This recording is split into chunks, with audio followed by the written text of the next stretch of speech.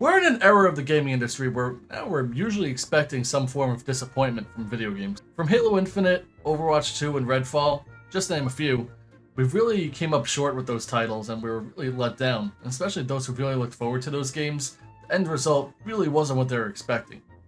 Thankfully, with games such as Tears of the Kingdom, Starfield, and Marvel Spider-Man, again, just to name a few, it appears that this age of dismay is finally coming to an end. However, I also felt this way about the indie games category as well, as there wasn't really a game that stood out to me for a while. There were some fantastic indie games that came out this year, do not get me wrong, but there weren't any titles that really made me say, wow, those developers are truly onto something. That was until I saw a sneak peek of Wobbly Life, a goofy physics-based game where you get kicked out of the streets and forced to join the workforce and accumulate enough money to buy a house. The game looked like it would be fun, but I really didn't prepare myself for how invested in this game I was actually going to get. This open world job life simulator kicks right out of the gate and instantly reminds me of one of my favorite games of all time, Simpsons Hit and Run. It's clear the developers love this game as well, as Wobbly Life takes a lot of nods from the 2003 classic and improves upon them in Wobbly Life's own wacky way. Combine the silliness of Totally Reliable Delivery Service with the antics of Simpsons Hit and Run, or Grand Theft Auto, and I think that's a pretty good way to describe Wobbly Life. I bought this game on sale for $13 during the Steam Summer Sale of 2023.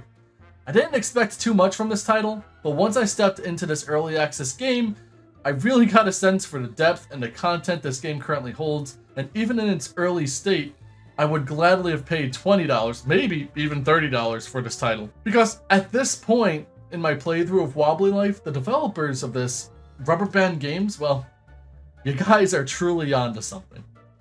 But sure, this game's good, but is it great? Does this game actually have potential? Well, buckle up, grab a plate of Jell-O, because we're taking a tour of Wobbly Island.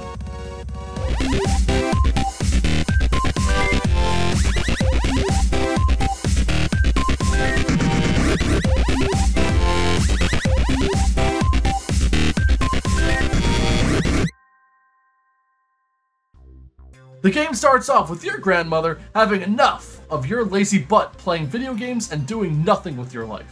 So in an aggressive fashion, she throws you out into the road and tells you, get a job! At least that's how I think she would sound if she had a voice.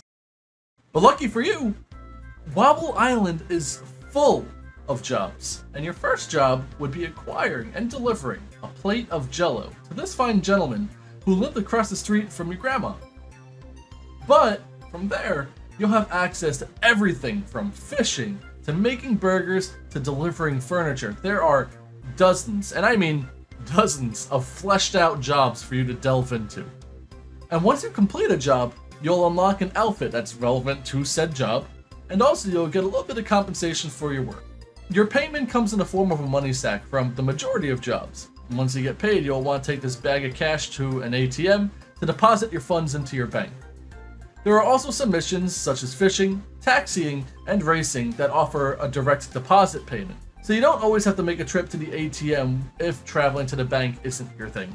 As I mentioned before, every job in this game feels fleshed out, and a lot of work clearly went into ensuring that each one is fun. There wasn't necessarily a job I disliked, and if by any chance there was, all the jobs in this game are completely optional, so you can avoid the ones that aren't your cup of tea without being penalized. While I did find that mining was the most lucrative job, my favorite job had to have been fishing. It's just so relaxing to go out in the middle of the ocean, nothing but you and the ambience of the water, and catching fish after fish.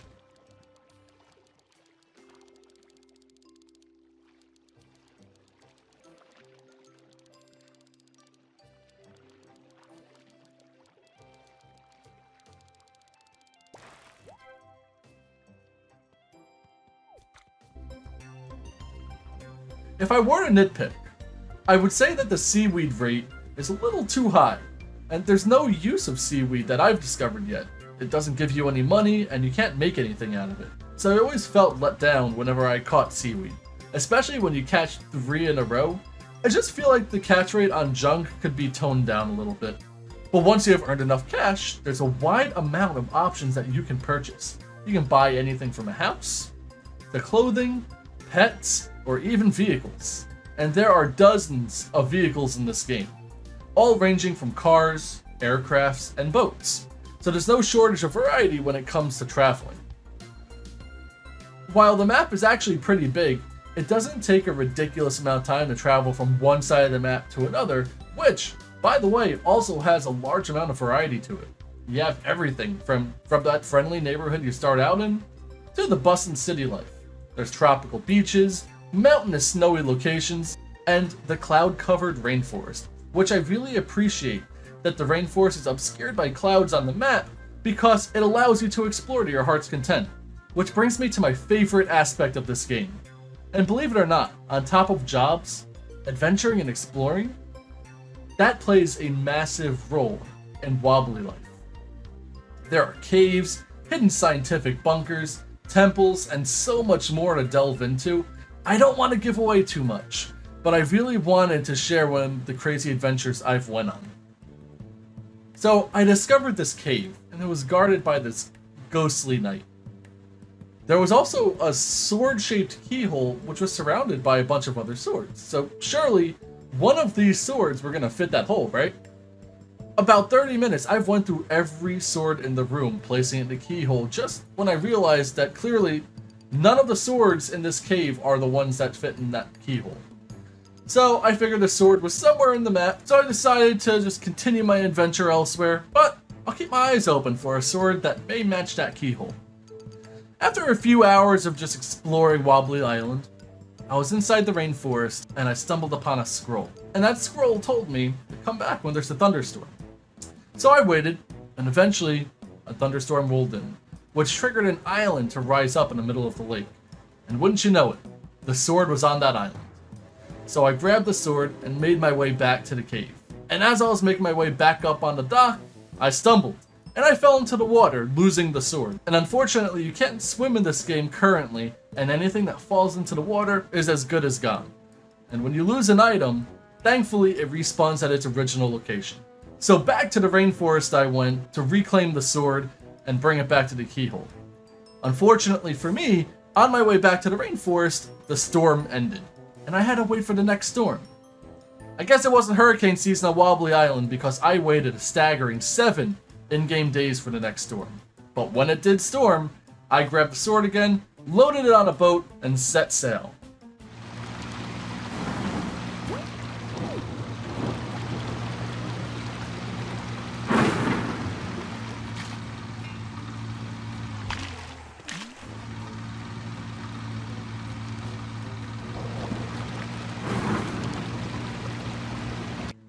Not even 5 feet from the island, I got struck by lightning, and the sword flew right back into the ocean.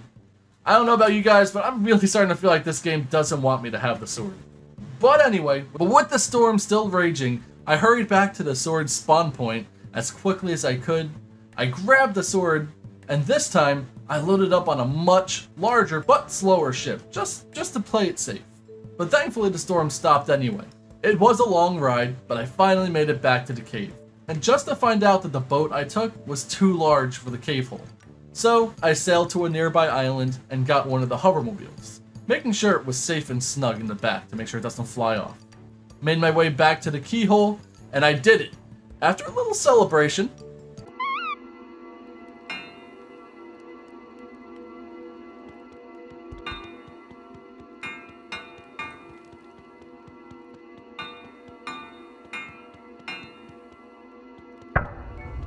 I placed the sword in the keyhole and it finally opened, and inside was something that I don't want to spoil. This was an adventure I think you should go on yourself. Honestly, it was just a lot of fun, and I don't want to spoil what's in that cave for you.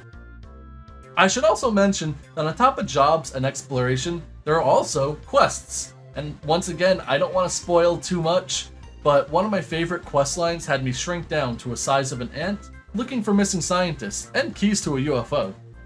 The quests in this game have been a lot of fun so far, and they're very rewarding. Again, I don't want to give away too much as these are best experienced firsthand, but all the aspects in this game really come together at the museum. The museum is an area of Wobbly Island that you will fill yourself with relics that you discover.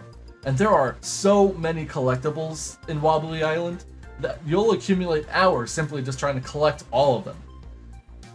It's really great to see the astounding amount of content this game has packed into it for $15.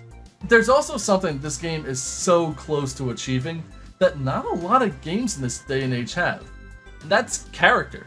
Wobbly Life has so much character to it. Even though it's still super early in concept, the world has its own uniqueness to it that I just adore. From quests, jobs, and adventuring, these are all things that are going to be built upon in the future. And these are all things that are 10 times better when you play with your friends, because that's right, Wobbly Life has an online mode and couch co-op as well. Right now you can play with up to 3 of your friends and explore the festivities of the Wobbly Life together. Everything in this video is based on my solo experience because my friends just hate me and they don't want to live the Wobbly Life with me. But I did convince a few of my friends to pick up Wobbly Life this weekend, so there will surely be a video online going over the co-op in the near future. So feel free to subscribe if you'd like to see that. I'll also definitely be streaming this on my Kick channel, JCHD. Follow me on there as well for more Wobbly Life. Alright, well there's my plug. One last thing I would like to mention on this game are just a few things I would like to see in the future. So if the developers are watching, firstly, I would like to thank you. This game is absolutely awesome. You guys are clearly a group of very talented and very dedicated individuals, and seriously, your work has not gone unnoticed. This game is brilliant. So one of the features I'd like to see in the future. When are we going to space? There's been a rocket set up on the outskirts of the rainforest for a while now, and I'm ready to mingle with some wobbly aliens. Unless the wobbly aliens are already upon us, because the Jello neighbor is really sus. And while we're discussing this dapper sussy baka, why is there a poster of him in the science lab, linking him with my grandmother? Are they both aliens? If that's the case, then I'm the grandson of my grandma. Am I an alien as well?